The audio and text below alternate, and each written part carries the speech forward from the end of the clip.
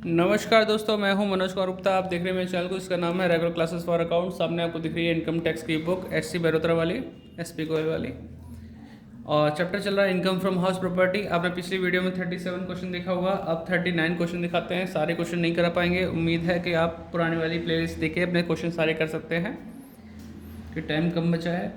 तो 39 क्वेश्चन आपको पढ़ाते हैं, समझाते हैं, फिर क्वेश्चन को कराएंगे। बाकी मैंने पुरानी प्लेलिस्ट पे सारे क्वेश्चन करा रखे हैं, तो आप वहाँ से भी कर सकते हैं।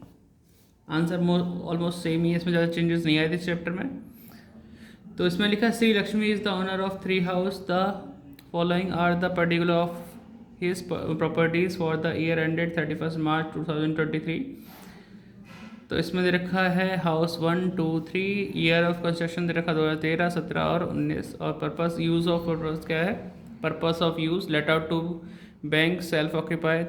इसमें लिखा 3 रेजिडेंशियल यूनिट लेट आउट। ठीक है, इस हाउस के अंदर 3 यूनिट हैं। यहाँ लिखा है एक्चुअल रेंट रिसीव 15,000, इसमें खुद रह रहे हैं तो कोई रेंट नहीं मिलेगा। यहाँ लिखा 1000 पर यूनिट पर मंथ। तो बच्चा समझदार होना चाहिए, तो समझ जाएगा 1000 रुपये पर यूनिट पर मंथ। तो 1000 इंटू 12 कर दो, एक यूनिट का पूरा साल का आ गया, इंटू 3 कर दो तो तीनों यूनिट का किराया आ जाएगा।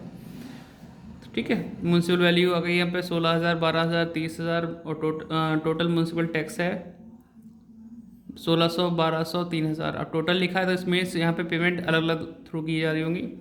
यहाँ लिखा है municipal tax paid by Shri Lakshmi मतलब ऑनर 800, 1200, 3000।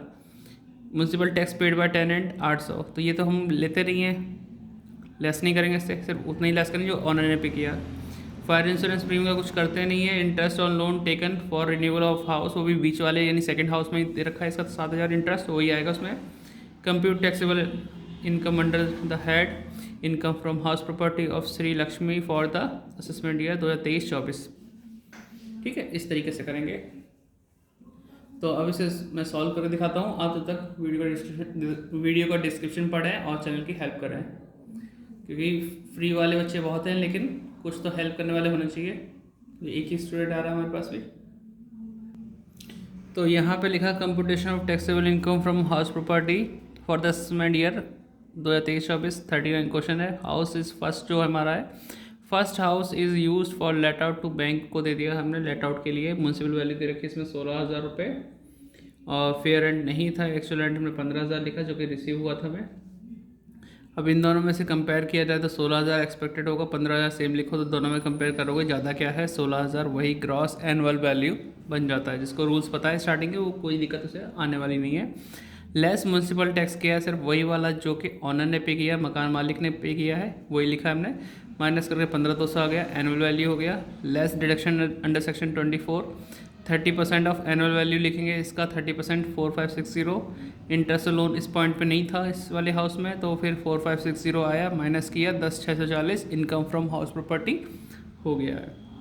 अब बी पॉइंट है हाउस सेकंड, यानी second house is use for self occupied, जिसमें हम खुद रहे हैं। उसमें हम स्टार्टिंग नील से स्टार्ट करते हैं क्योंकि कोई भी हमारी कमाई नहीं होती इसके लिए। आप इसे चाहें तो वीडियो को पॉज करें, नोट डाउन कर लें। ठीक है, मैं आगे बढ़ता हूँ। तो यहाँ पे सेकंड हाउस के बारे में है, ग्रॉस एनुअल वैल्यू नील, म्यूनसिपल टैक्स भी नील, एनुअल वैल्यू भी नील आएगा माइनस करके सब कुछ। Less deduction under section 24, 30% of A B, जब नील है ए बी तो ये भी नील आएगा।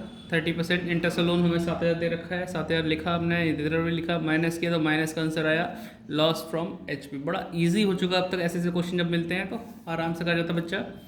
फिर है सी, मतलब third house is use for 3 identical user units let out किया गया है। ठीक है, तो ये थर्ड हाउस लेट आउट के लिए था, लेकिन इसमें 3 आइडेंटिकल यूनिट हैं जो कि क्रैप दी गई हैं।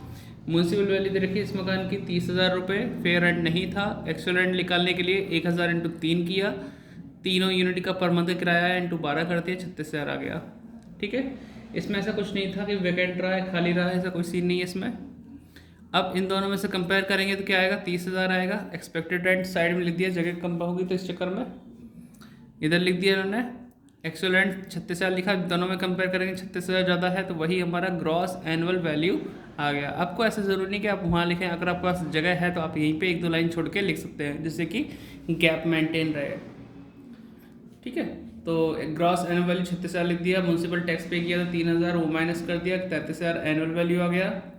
Less deduction under section 24, 30% of A भी लिखा था, 9900 आ गया। इंटरेस्ट लोन नहीं था इस पर तो हमने नील कर दिया, फिर टोटल करके 9900 माइनस किया, 23,100 आ गया यहाँ पे इनकम फ्रॉम हाउस प्रॉपर्टी। अब बात आती है कि भाई तीनों, भाई आप नोट करते रहना है ना वीडियो पॉज करके, तीनों हाउस की टोटल इनकम क्या है, total taxable income from house property. तो आप देख सकते हैं पहले वाले हाउस में इनकम थी 10,640, इसमें लॉस है तो माइनस में ब्रैकेट में लगा के दिखा दिया दोनों चीज़, और यहाँ प्रॉफिट है तो ये प्लस कर दिया। तो इन दोनों को प्लस करेंगे तो 33,740 आ जाएगा, उसमें 7,000 माइनस करेंगे 26,740, आंसर भी यही है और आंसर आ गया है। तो उम्मीद करता हूँ आपको समझ में आया होगा, कोई डाउट नहीं हुआ होगा, ठीक है। तो आप कर लीजिए क्वेश्चन, मिलते हैं नेक्स्ट वीडियो में। और भाई हो सकता है मैं सारे क्वेश्चन ना कर पाऊँ, मैंने पहले ही बोला था क्योंकि पेपर नज़दीक है, तो आप पुरानी प्लेलिस्ट का सहारा लेना। और हो सकता है कि आज जब हम शाम को बच्चे को पढ़ाएं तो नए चैप्टर स्टार्ट करा देंगे, उसकी वीडियो भी जल्दी आपको मिलेंगी। रेजिडेंशियल स्टेटस वाला चैप्टर है, उसके भी सारे क्वेश्चन नहीं कराऊंगा क्योंकि समय बहुत कम है, बस टॉपिक क्लियर कराऊंगा। ये टॉपिक क्लियर हो जाए, कुछ क्वेश्चन कराऊंगा 2-4, ठीक है, क्योंकि कम टाइम में ज़्यादा काम करना है तो हमें ऐसे करना होगा।